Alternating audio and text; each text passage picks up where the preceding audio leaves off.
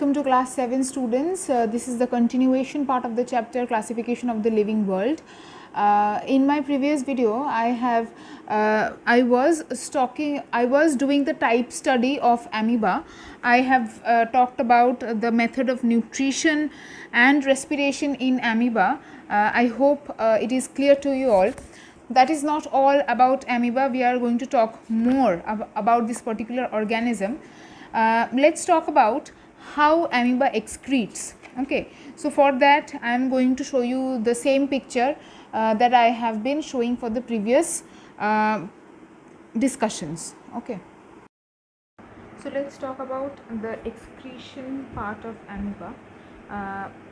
Carbon dioxide and ammonia, which are the excretory substances, means in human beings also they form one of the main excretory substances.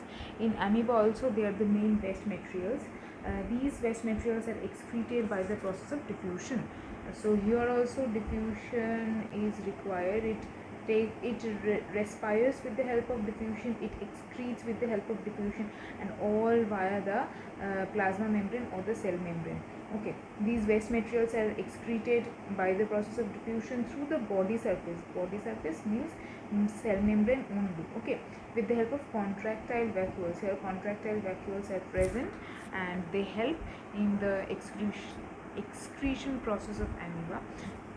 The waste materials present inside the cytoplasm, whatever waste materials are present inside the cytoplasm, okay, they all enter the contractile vacuole, okay, which moves to the plasma membrane. As you can see that the contractile vacuole is very near to the plasma membrane, near the boundary of the body of the amoeba, and it bursts to release its content. So throughout the body it gathers all the excretory materials and it goes near the plasma membrane, and then it bursts open to release its contents outside in the surrounding water via the process of diffusion.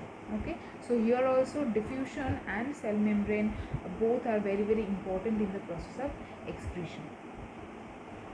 Now let's talk about the next topic under amoeba only. How does amoeba reproduce? Since they are unicellular organisms, just like all other processes of metabolical processes of the amoeba, they do not have any special reproductive organ as well. Okay, so how do they reproduce? So let's talk about the different methods of reproduction in amoeba. So there are two methods by which amoeba reproduces, and it reproduces totally by asexual method.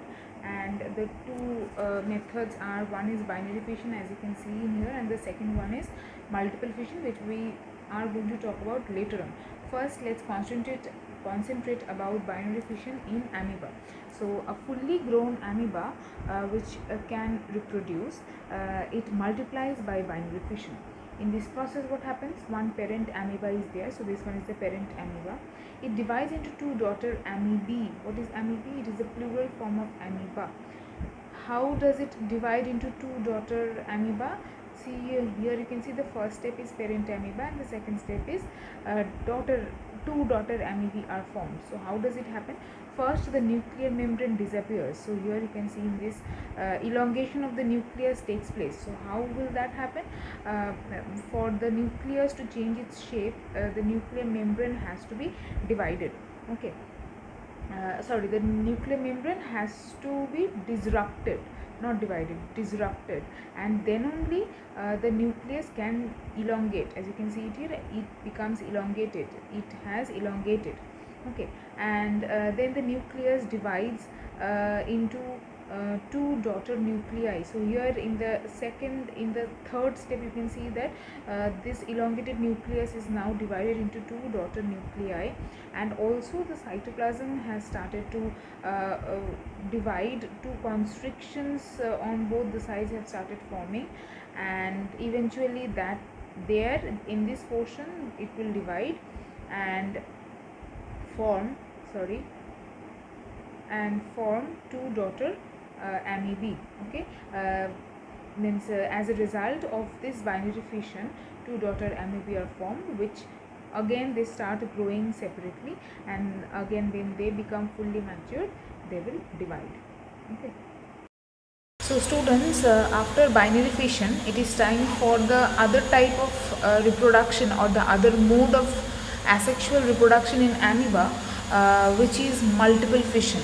Now, what did we learn in binary fission? We learned that when amoeba, a fully grown amoeba, divides by binary fission into or to produce two daughter cells, that is known as binary fission. But here the name itself is multiple fission. So what does multiple means? Multiple means many, right? So here from one amoeba, multiple number of daughter amoeba will be produced. How is that? Let's read from the book.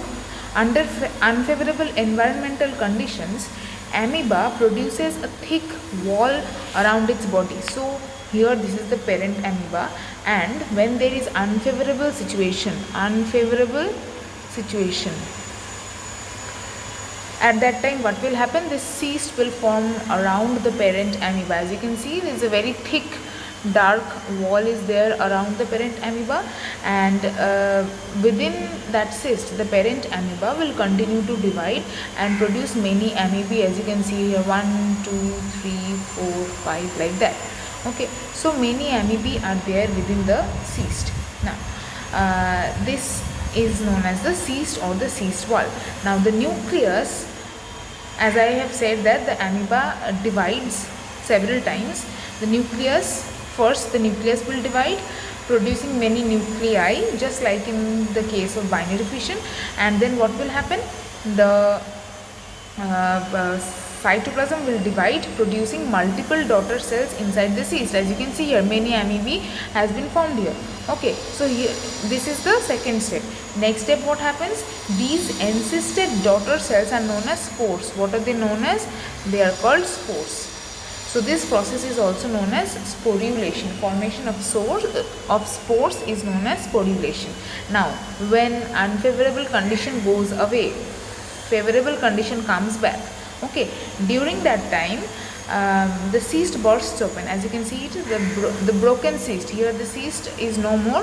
It has broken, ruptured, releasing all the daughter amoeba cells, and then they will keep on growing. Each one of them will keep on growing as or into independent amoebae. Am I clear? So this is how multiple fission takes place in amoeba. From one parent amoeba, it produces multiple daughter cells, and via the formation of cyst or cyst wall, and this process is also known as sporulation, since spores are being formed.